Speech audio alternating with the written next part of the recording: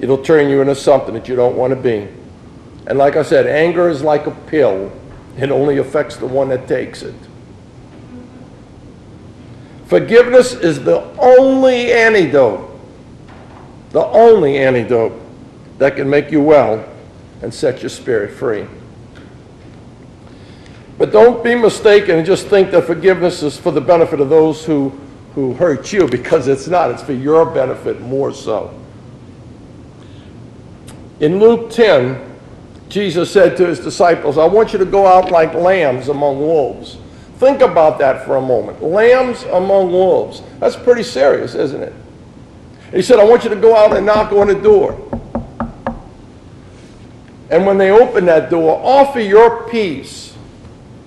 And if your peace comes back to you, you enter that house. You eat their food. You lay hands upon the sick. He just said, do your thing.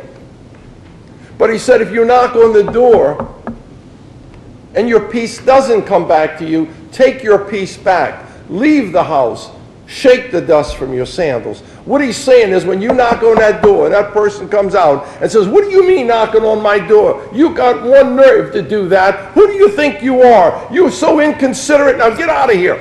And they slam the door in your face. You have every bit of human rights. I said human rights. To stand up there and say, that wasn't right, that wasn't fair. They shouldn't have done that to me. I didn't do anything to deserve that. I went there with a good heart to mean well, and look what they're doing to me.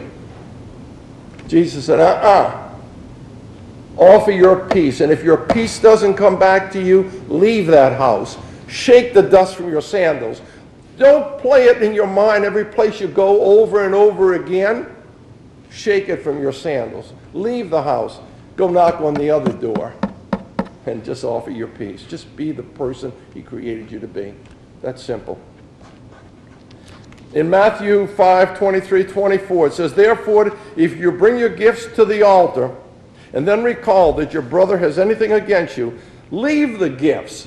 Now, the gifts are important, but they're not as important as leaving the gifts there and first go and reconcile with your brother and then come back and offer your gifts.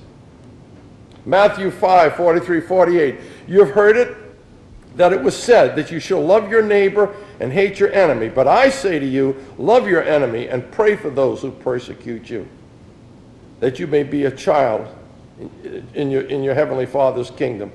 For he makes this, and this is important because we ask ourselves this question pretty often. The Father makes the sun rise on the bad and good and causes the rain to fall on the just and the unjust. For if you love those who love you, what compensation do you have there? Do not even the tax collectors do the same? And he said, if you greet your brothers only, then what's so unusual about that? Don't the pagans do the same thing? Matthew 7, Jesus says, he tells us that the golden rule is to do unto others as you would have them do unto you.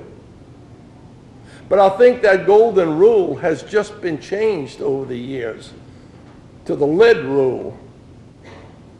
Get them suckers before they get you. And we get caught up in that kind of mindset, and that's the exact way we respond. I want to share with you a little story about the awesome power of forgiveness. I worked with a client several years ago that had a lot of unresolved anger for many, many years.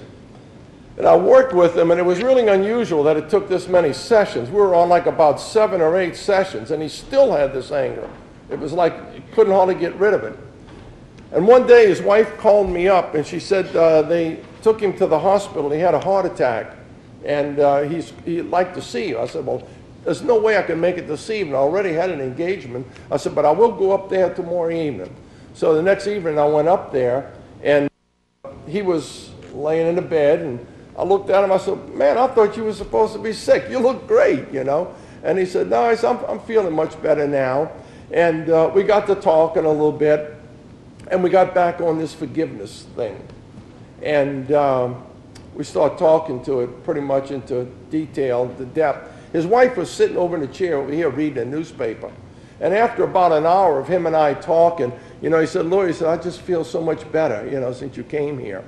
And I said, well, good. I said, I'm glad. You know, I remember it was a cold evening. I had my jacket on the chair. And when I walked back to get my jacket, I turned around, and he was getting out of bed. I said, hey, where are you going? He said, his wife said, oh, it's okay. The doctor said he can get up and use the bathroom. So he got up, and he kind of pulled these pajamas up like that, you know, and when he did, I said, well, I'm going to go, you know, and I walked over to him, and I put my arms around him, and I said, I love you, Jim. And he just limped through my arms and hit the floor. I caught him somewhat, and then I ran outside, and I called the nurse, and they made us get out of the room, and they called, the emergency people came in, and after about 45 minutes later, the doctor come out. He said, who's Mr. Bauer? I said, I am. He said, well, he wants to see you. He said, he just had an out-of-body experience. He said, we came in there and we had a flat line when we went in. He said, we hit him once and nothing happened. The second time, nothing. The third time we hit him, he said, he came back, and the first thing he said was, why did you bring me back? Why did you bring me back here? And so I started talking to him. His wife came in, and I put my head on the pillow, and I told him, I said, Jim, God ain't finished with you yet. He's got some plans for you. And then I left. And it wasn't long after that he recovered very well, lived probably, I want to say, almost 10 years after that. He became an ordained minister, and he used to go out making groceries for people that were homebound. So you could say, I saw the dead rise through forgiveness. Because he was at that point then in his life where he was ready to let it go. And timing is important. Timing is so important. You know, there's an old saying that when the student's ready, the teacher will appear. And so many times it's not in our time, it's in God's time. Forgiveness is power. And let me just ask you one little question while we're all here this evening. What if today, just what if today would be the last day of your life? And you knew it. Do you think you'd be willing to forgive? To let it all go? Let me ask you a few other questions. Do you want happiness? Do you want peace of mind? Do you want a healthy body? Do you want a certainty of purpose? Do you want a sense of worth and beauty that'll just completely transcend this world? Do you want a protective shield against the negativity of this world? Do you want a quietness that cannot be disturbed? Do you want a gentleness that can never be hurt? Do you want a deep abiding comfort and peace of mind? And do you want your spirit to be free? All of this, forgiveness will offer you. There's an old saying that if you begin to knit, God will furnish the yarn. And in many cases, it may seem hard to forgive, but if you make that decision, God will do the rest. You don't have to be concerned about that. In Exodus 3, 4, and 5, it says, when God saw Moses, he called out to Moses from the burning bush.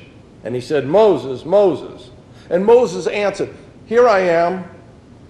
And God said, come no nearer, for the place where you stand is holy ground.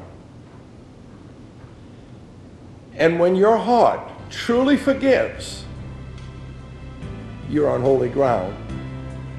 There's an old saying that the holiest place on earth is where an ancient hatred has become a present love.